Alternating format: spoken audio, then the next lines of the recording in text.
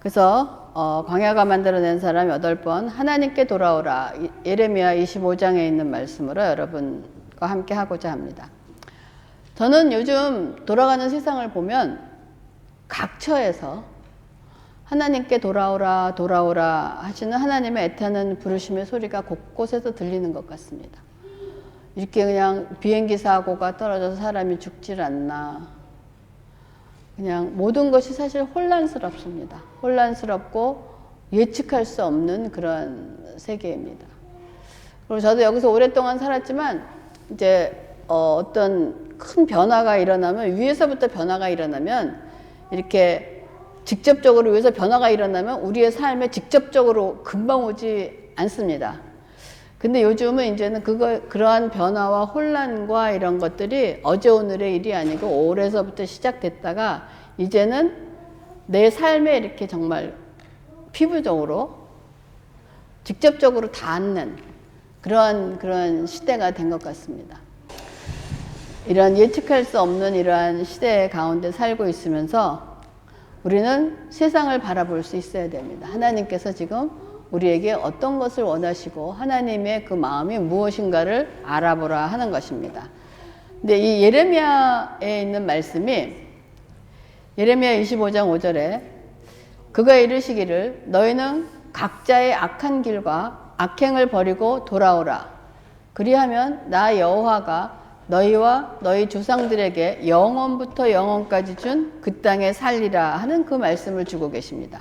지금 하나님 돌아오라는 메시지를 선지자가 전하고 있는 거예요.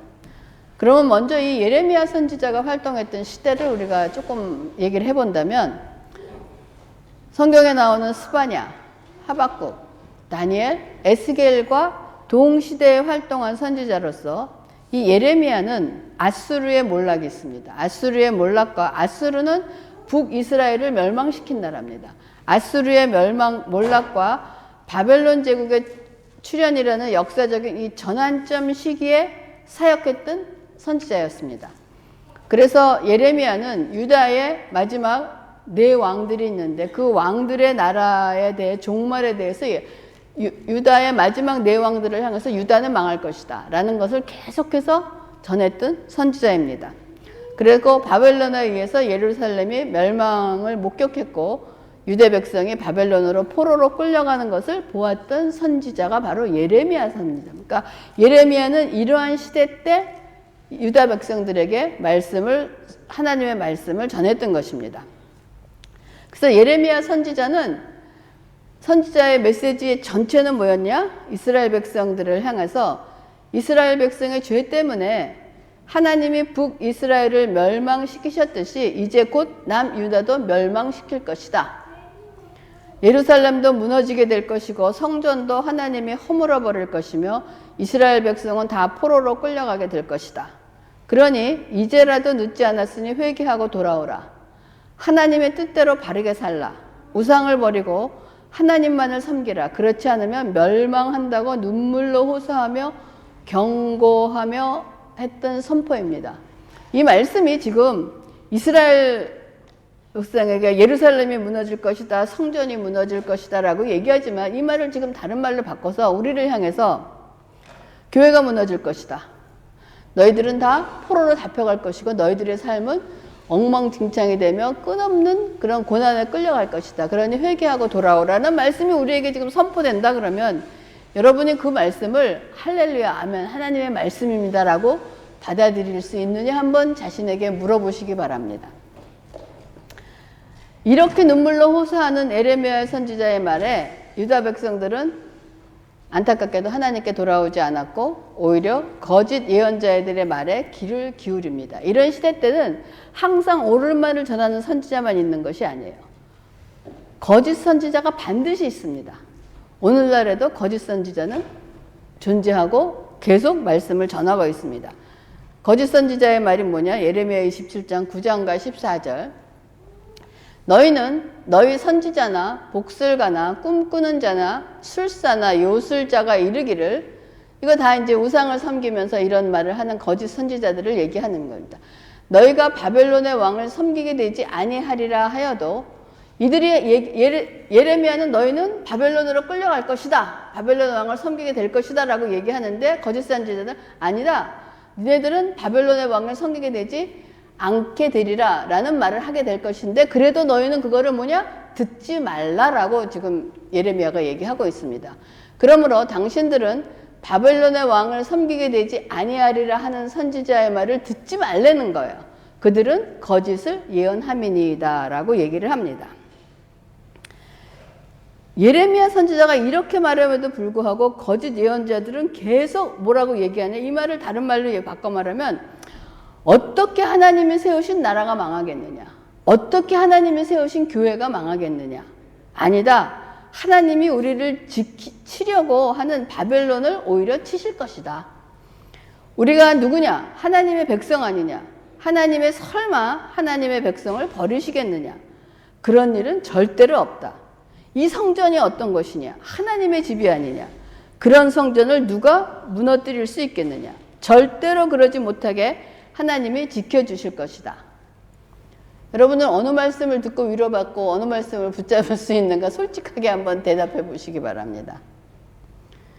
그때 이스라엘 백성들은 거짓 예언자에 대한 말을 듣고 안심했습니다. 아, 이 말이 맞나. 똑같은 말이 하나는 멸망할 것이다. 하나는 멸망받지 않을 것이다 라고 할 때 우리는 과연 어떤 말을 잡고 들어갈 수 있느냐 하는 것이 우리에게 큰 주제인 것입니다. 근데 예레미야는 계속 이들과 정반대로 다음과 같이 예언합니다. 예레미야서 27장 6절은 이제 내가 이 모든 땅을 내 종 바벨론의 왕 느부갓네살의 손에 주고 또 들짐승들에게 그에게 주어서 섬기게 하였나니, 이 말은 다른 말로 얘기하면 하나님이 이스라엘을, 하나님의 백성을, 그리스도인들을 바벨론 손에 붙일 것이다라는 건 바벨론은 세상 손에 붙일 것이라는 거예요. 하나님이 바벨론을 통해서 그의 백성, 하나님이 바벨론 세상 사람들을 통해서, 세상의 권력을 통해서, 세상의 손을 통해서 이스라엘 백성, 하나님의 백성의 매를 드시겠다는 얘기입니다. 27장 12절 내가 이 모든 말씀대로 유다의 왕 시드기야에게 전하여 이르되, 이 당시 이제 유다의 왕이 시드기야였어요. 왕과 백성은 바벨론 왕의 멍에를 목에 메고 그와 그의 백성을 섬기소서, 그리하면 사실이라. 모든 유다 백성들에게 바벨론의 왕의 멍에를 목에 메으라는 거, 거기에 포로로 끌려가서 살면서 그의 백성을 섬기면 살겠다라고 얘기하는 거예요. 이 말은 다른 말로 얘기하면 바벨론 왕이 하나님을 대신해서 이스라엘을 멸망시킬 것이며 그들이 너희를 포로로 끌려가려고 할 때 순순히 따라가고 저항하지 말라는 거예요. 하나님께서, 이 말은 뭐냐? 하나님께서 허락하시는 고난의 시간을, 광야의 삶을 살아내라는 것입니다. 하나님이 너희들에게 고난을 주시겠다는 거예요. 그러니까 하나님이 고난을 주시는 이유를 우리는 생각해야 돼요. 우리가 고난을 피하려고 도망가려고 다른 말을 듣고 위로받는 것이 아니라 왜 하나님이 지금 우리에게 이런 고난의 어려움의 시간을 주시는가? 지금 여러분들이 살고 있는 이 세상은 지금 혼탁하고 혼란스럽고 무엇이 무엇인지 잘 모르겠습니다. 이런 것을 허락하는 하나님의 뜻이 무엇인가를 우리는 분별해야 하는 것이 우리의 사명인 것입니다. 우리의 삶입니다. 그래서 27장 13절에 보면 어찌하여 당신과 당신의 백성이 여호와께서 바벨론의 왕을 섬기지 아니하는 나라에 대하여 하신 말씀과 같이 칼과 기근의 전염병에 죽으려 하나이까? 이거는 바벨론 왕을 섬기지 않을 것이라는 거짓 예언의 말을 듣고 거짓 예언에 대해서 하나님께서 죽으리라 하신 말처럼 왜 죽으려 하느냐, 왜 거짓 선지자의 말을 따라가서 하나님이 죽으리라고 하는데 왜 죽을 길을 지금 선택하느냐라고 묻는 거예요. 27장 17절에 너희는 그의 말을 듣지 말고 바벨론의 왕을 섬기라. 그리하면 살리라. 어찌하여 이 성을 황무지가 되게 하려느냐. 거짓 선지자의 말을 듣지 말고 바벨론으로 끌려가게 되면 그곳에서 바벨론 왕을 섬기리라. 이 말은 여러분, 이방신을 섬기고 세상을 따라 살려는 것이 아닙니다. 광야의 시간에서 그리스도인으로서 고통의 삶을 받아들이려는 거예요. 어려운 삶을, 고난의 시간을 받아들이려는 것입니다. 그리고 예레미야 29장 5절에서 6절 너희는 집을 짓고 거기에 살며 텃밭을 만들고 그 열매를 먹으라. 아내를 맞이하여 자녀를 낳으며 너희 아들이 아내를 맞이하며 너희 딸이 남편을 맞아 그들로 자녀를 낳게 하여 너희가 거기에서 번성하고 줄어들지 아니하게 하라. 라는 것은 이 광야에서 세상에서 일상의 삶을 신앙적으로 살아가려는 거예요. 지금 우리는 세상에 살고 있지만 우리의 세상은 하나님의 말씀, 신앙의 삶으로 살아야 되는 거. 하나님의 말씀대로. 그러니까 세상적으로 살라는 것이 아니라 하나님의 은혜를 구하는 삶을 살라는 것입니다. 여러분 쉽겠습니까? 어렵겠습니까? 어려워요. 이 세상에서 그리스도인으로 산다는 것이 결코 쉬운 일이 아닙니다. 그래서 27장 또 7절에 모든 나라가 그와 그의 아들과 손자를 그 땅의 기한이 이르기까지 섬기리라. 또한 많은 나라들과 큰 왕들이 그 자신을 섬기리라. 이거는 그와 그의 아들 손자들이 그 땅의 기한이 이르기까지 섬기리라 하는 것은 하나님이 너희를 언제 다시 돌아가게 하실지, 우리를 거기서 구원하게 하실지는 모르지만 하나님이 정하신 때가 있다는 것입니다. 그러므로 그 때가 찰 때까지 하나님의 때를 기다리고 너희가 다시 이 땅에 돌아오게 될 것이라는 것을 말하고 있는 것입니다. 그렇지만 그 때가 언제인지 모르지만 인내하고 기다리라는 것입니다. 27장 16절 예레미야서는 전체다가 이런 얘기예요. 그러니까 읽으면서 굉장히 좀 복되거나 기쁜 것보다는 참 부담스럽게 느껴지는 그 말씀이긴 합니다. 27장 16절에 내가 또 제사장들과 그의 모든 백성에게 전하여 이르되 여호와께서 이와 같이 말씀하시기를 보라 여호와의 성전의 기구를 이제 바벨론에서 속히 돌려오리라 하고 바벨론 포로로 끌려갈 때 바벨론에서 이스라엘에 있는 성전에 있는 모든 기구들을 다 바벨론으로 가져갔습니다. 그거는 무엇을 얘기하느냐?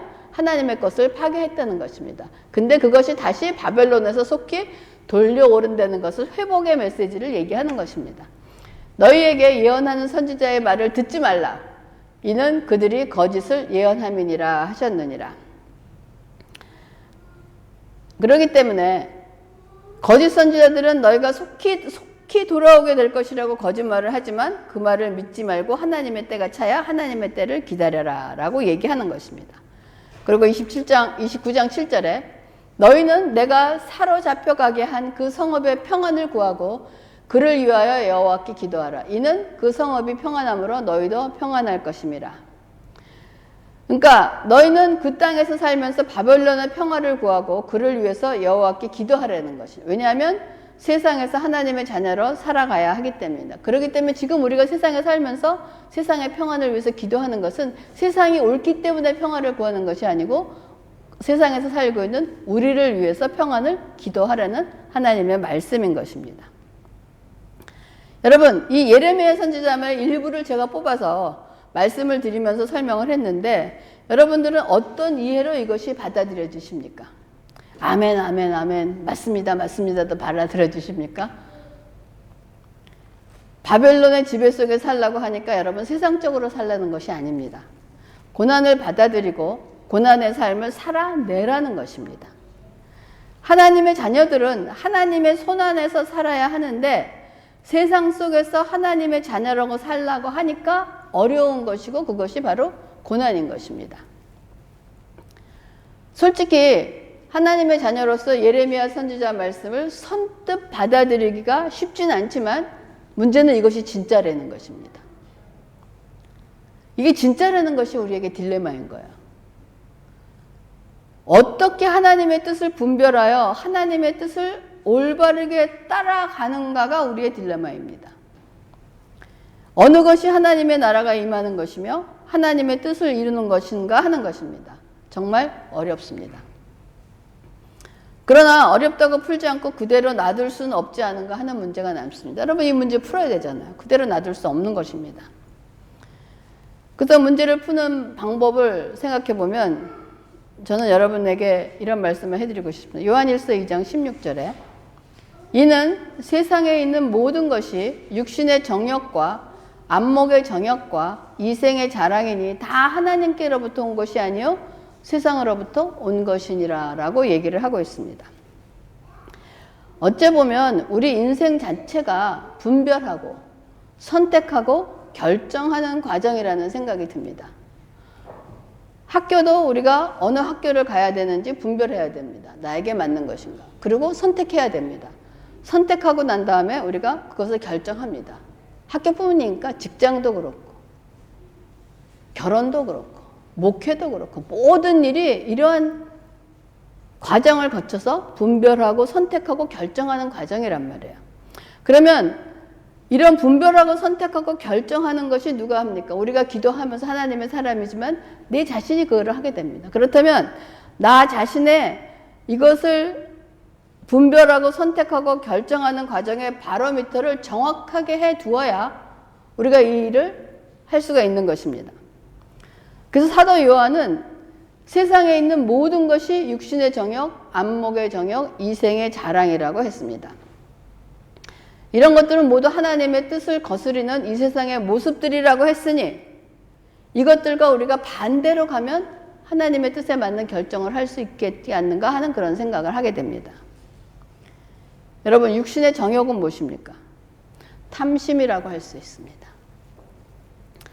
탐하는 마음을 갖게 되면 욕심을 갖게 되고 탐하는 마음을 갖게 되면 여러분 우리의 마음이 어떻게 되겠어요?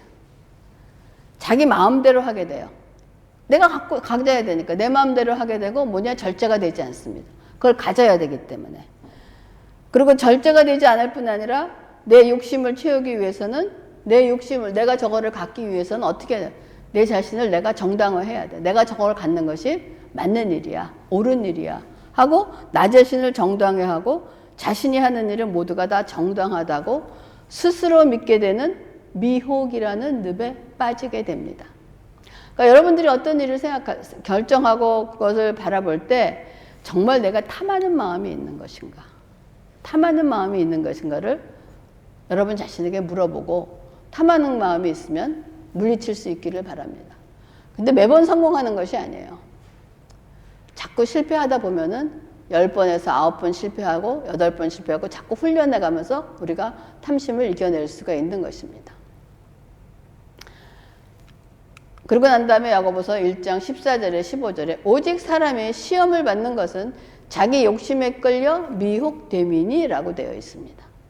욕심이 잉태한 즉 죄를 낳고 죄가 장성한 즉 사망을 낳는다라고 얘기하고 있습니다. 그러므로 야고보는 자기 욕심으로 인해서 사리 분별을 하지 못하고 죄의 구렁텅이에 빠지게 된다고 얘기를 하고 있습니다. 그 결과 죄를 짓게 되고 그 죄는 결국은 사망을 초래한다는 것입니다. 여러분, 안목의 정욕은 눈에 보이는 거예요. 눈에 보이고 눈에 보여지는 것으로 따라 사는 것이에요. 눈에 보여지는 대로, 눈에 보는 대로 그것을 따라가서 사는 거고, 이생의 자랑은 권력이든 업적이든 재물이든 자신이 얻는 것을 자랑하고 결국 자신에게 영광을 돌리며 자신이 스스로 우상화하려는 욕망인 것입니다. 여러분 왜 세상에서 성공하려고 합니까? 여러분 왜 높은 자리에 올라가려고 합니까? 여러분 왜 돈을 많이 벌려고 합니까? 여러분 왜 더 좋은 집을 살려고 합니까? 하는 여러분 자신에게 그것을 이루려고 하는 자신의 마음에 실질적으로 여러분 대답을 해보세요. 거기에서 만약에 이러한 여기에 해당되는 일이 있다면 버리시기 바랍니다.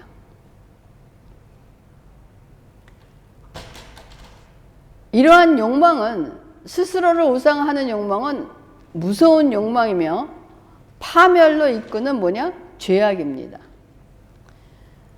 그러므로 우리 자신을 이런 죄악으로부터 멀리하고 해야 되는데 어떻게 죄악으로 멀리하느냐? 이거를 할 수 있는 방법은 하나님의 말씀밖에 없습니다. 그래서 우리가 2025년에 우리 교회에 표어로 주신 내 나라가 아니라 하나님의 나라를 세우는 삶을 자꾸 실천하라는 것입니다. 이를 위해서 주님이 가르쳐 주신 주기도문을 심오한 의미를 되새기면서 기도할 때 성령께서 우리를 인도하실 것입니다. 여러분 기도하기 힘들고 기도할 수 없으면 여러분 학교 가기 전에 어디 출근하기 전에 자동차 안에서도 주기도문을 조금 이렇게 그냥 줄 외우듯이 하늘에 계신 읽어 말고 하늘에 계신 우리 아버지 찬찬히 새기면서 그것만이라도 한번 기도해 보세요. 그러면서 1년을 지나 보시면 우리의 많은 큰 변화가 있을 줄 믿습니다. 말씀으로 우리의 모든 이러한 정욕, 이런 욕심을 없애버리면서, 그리고 또 하나 우리가 해야 될 것이 우리는 하나님과 끊임없는 관계를 유지하면서 늘 하나님과 동행해야 그분의 뜻을 이해하고 분별할 수가 있습니다. 시편 37편 23절과 4절에 여호와께서 사람의 걸음을 정하시고 그의 길을 기뻐하시나니 그는 넘어지나 아주 엎드러지지 아니함은 여호와께서 그의 손을 붙드심이라 라고 되어 있습니다. 하나님께서 우리가 가는 길을 기뻐하시면 우리의 발걸음을 굳게 하실 것이라는 것은 우리가 하나님과 동행하고 하나님과 같은 방향으로 갈 때 기뻐하신다는 것입니다. 그래서 우리 교회의 표어가 뭡니까? 하나님이 기뻐하는 교회, 하나님을 기뻐하는 교회인 것입니다. 그러므로 하나님과 동행하는 자는, 우리가 하나님과 동행하는 자는 비록 넘어져서 무릎이 깨지기는 해도 여러분 무너지지는 않는다는 것입니다. 왜? 하나님께서 우리의 손을 잡고 계시기 때문에 우리가 무릎은 깨지더라도 무너지거나 멸망하지 않는다는 것입니다. 그러므로 성도로서 가장 우선적이고 기본적으로 해야 할 일은 우리 자신을 말씀으로 깨끗하게 하고 하나님과 늘 동행하려는 자세를 갖추는 것입니다. 이것이 매일매일 우리의 하루의 삶을 시작할 알리는 여러분 신호가 되기를 바랍니다. 매일매일의 시작을 하나님과 동행하며 하나님과 함께하는 것으로 시작하시기 바랍니다. 그래서 우리가 이때까지 다뤘던 것처럼 요셉의 13년, 모세의 40년, 사도 바울의 10년, 이스라엘 백성의 바벨론 포로가 70년, 이 광야의 시간을 우리가 하나님 안에서 넘어진 일이라고 한번 생각해 봅니다. 넘어진 일이라고 생각해 봅니다. 사람들마다 넘어지게 된 사연은 다 다르지만 넘어짐으로 인하여 그들을 광야로 들어가게 하신 분은 하나님이셨습니다. 그러므로 광야로 들어가게 하신 하나님의 뜻이 이루어지기까지 우리들은 광야에 남아 있어야 합니다. 하나님은 이스라엘 백성을 가나안 땅에서 내쫓으시고 그들은 바벨론의 포로가 끌려가서 광야를 살아야 했고 비록 벌 받아서 끌려가긴 했지만 그래도 하나님이 용서해 주시고 고향으로 돌아가게 해 주실 것이라고 믿으면서 기도했을 것입니다. 그러나 시간은 흘러도 아무런 응답이 없었어요. 여러분 기도 응답 받기 위해서 70년 기도한다는 것을 한번 생각해 보신 적 있습니까? 70년 기도해서 70년 만에 기도가 응답된다는 것은 거의 내 생애에 기도 응답이 되지 않는다는 그러한 얘기인 것입니다. 그렇지만 하나님의 이스라엘 백성은, 그러니까 백성들은 하나님이 아마 우리를 잊어버리셨나라고 생각했을 것입니다. 그러나 하나님은 이스라엘 백성을 결코 잊지 않으셨고 버리지도 않으셨습니다. 다만 때를 기다리셨고 그리고 때가 되었을 때 그들을 광야에서 이끌어 내신 것입니다. 여러분, 바벨론 포로에서 그들을 구해주셨고 고국으로 돌아가게 하셨고 나라를 다시 세우게 하셨던 것입니다. 광야에 생각보다 오래 머물고 있다고 생각이 될 때 하나님은 결코 우리를 잊어버리시거나 잊으신 것이 아니라는 것입니다. 우리가 어디에 있든 우리는 하나님의 손 안에, 하나님의 시선 안에, 하나님의 돌보심 안에 있다는 것을 여러분 잊지 마시기 바랍니다. 여러분, 성경에 하나님께서 우리에게 두려워하지 말라 하는 말씀이 많이 있지 않습니까? 두려워하지 말라. 그러면 두려워하지 말라 하는 그 말씀 뒤에 거의 따라오는 말씀이 나오는데 여러분 무엇이라고 생각하십니까? 두려워하지 말라. 응? 아멘? 내가 너와 함께 하리라. 성경을 읽으시면 두려워하지 말라. 그 뒤에 당시 따라오는 것이면 내가 너와 함께 하리라는 그런 말씀입니다. 우리가 불 가운데 지날 때에도, 물 가운데 지날 때에도, 사망의 음침한 골짜기를 지날 때에도, 애굽으로 내려갈 때도, 바벨론의 포로로 끌려갈 때도, 새로운 직장에 가 있을 때도, 어떤 상황에 처하더라도 하나님이 우리와 함께 하신다는 것입니다. 이것이 우리에게 큰 힘이며 위로가 되는 것입니다. 그렇기 때문에 이런 혼란한 세상을 살아가면서도 걱정이 되고 어떨 때는 위험한 게 있지만 우리가 위로받는 것이 뭐냐? 하나님이 우리와 함께 하신다는 것입니다. 그래서 이사야서 40장 3절에 외치는 자의 소리여 이르되 너희는 광야에서 여호와의 길을 예비하라. 사막에서 우리 하나님의 대로를 평탄하게 하라 라고 얘기하십니다. 땡큐. 근데 왜 하나님은 광야에서 여호와의 길을 예비하고 사막에서 하나님의 대로를 평탄하게 하라고 하시는 것일까요? 물론 길을 만드시는 분은 하나님이시지만 하나님께서 길을 내시기 전에 하시는 준비 작업이라고 할까요? 여러분, 우리가 광야에서 해야 할 준비 작업이 있다면 무엇일까요? 길을 내기 위해서 준비 작업이 있다면 여러분 무엇이 있을까요? 마태복음 4장 17절. 이때부터 예수께서 비로소 전파하여 이르시되 회개하라 천국이 가까이 왔느니라 하시더라 라고 합니다. 여러분, 길을 내기 위해서는 먼저 장애물을 제거해야 됩니다. 그렇죠? 돌도 치우고 풀도 치우고 나무도 치우고 그런 장애물을 제거해야 되는데 여기서 길이란 무엇입니까? 회개입니다. 우리는 먼저 회개를 통해서 하나님에게로 돌아가는 길을 만들어야 하는 것입니다. 그래서 세례 요한이나 예수님께서 복음이 전파되기 전에 먼저 외치신 것이 회개하라 천국이 가까이 왔다라고 하신 것입니다. 여러분 지금 광야에 있습니까? 하나님이 오실 수 있도록 길을 예비해야 합니다. 하나님이 오실 길을 예비할 때 하나님이 우리에게 오실 것이며 하나님이 오시는 날이 우리의 광야도 끝날 것입니다. 하나님은 바로가 죽었을 때 모세를 광야에서 나오게 하셨고 사울 왕이 죽었을 때 다윗을 광야에서 나오게 하셨던 것처럼 하나님은 바벨론이 무너졌을 때 이스라엘 백성이 포로 생활을 끝나고 고국으로 돌아갈 수 있게 하셨습니다. 하나님은 서두르지 않으십니다. 악한 자라에서 곧바로 심판하지 않으시며 지켜보시고 기다리시고 그러다가 때가 되면 역사하십니다. 하나님이 기다리시는 동안 우리도 기다려야 합니다.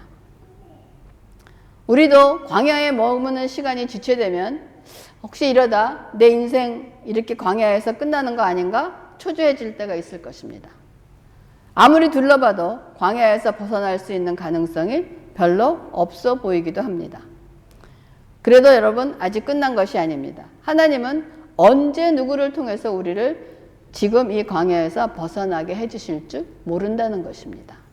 그렇기 때문에 이사야서 40장 2절에 너희는 예루살렘의 마음에 닿도록 말하며 그것에게 외치라. 그 노역의 때가 끝났고 그 죄악의 사함을 받았느니라. 그의 모든 죄로 말미암아 여호와의 손에서 벌을 배나 받았으리라 할지니라 하시니라. 하나님께서 이사야 선지자에게 예루살렘의 마음에 닿도록 말하며 이것을 외치라고 하시는 것은 무엇을 마음에 닿도록 외치라는 것입니까? 여러분, 이것을 이해하기 위해서는 이사야서를 잠깐 이해해야 되는데 이사야서 40장이라는 것이 무엇인가를 알면 여러분 이해가 쉬울 것입니다. 이사야서는 모두 66장으로 구성되어 있는데 1장부터 39장까지는 회개입니다. 심판에 대한 얘기고 40장부터 66장까지는 회복에 관한 메시지입니다. 그렇기 때문에 40장 1절의 시작은 뭐냐? 너희의 하나님이 이르시되 너희는 위로하라. 내 백성을 위로하라. 선지자에게 백성을 위로하려는 명령이 떨어진 것입니다. 40장은 위로의 메시지가 나오는 것입니다. 무슨 위로입니까? 죄로 인해서 나락으로 떨어진 백성들에게 모든 죄악을 깨끗이 씻어 죄악으로부터 건져 주실 것이라는 소망의 위로인 것입니다. 여러분, 우리가 다시 오실 주님을 맞이할 준비를 해야 하는 것도 이러한 같은 맥락입니다. 슬기로운 다섯 처녀와 같이 영적으로 깨어 있어야 하며 주님 다시 오시는 그날은 이 땅의 육신의 장막을 완전히 벗어버리는 영광인 것입니다. 말씀을 정리하겠습니다. 우리에게도 노역의 때가 끝나는 날이 있습니다. 복역의 때가 끝나는 날이 있고 죄에 대한 대가를 충분히 치르고 죄사함을 받게 되는 날이 반드시 올 것입니다.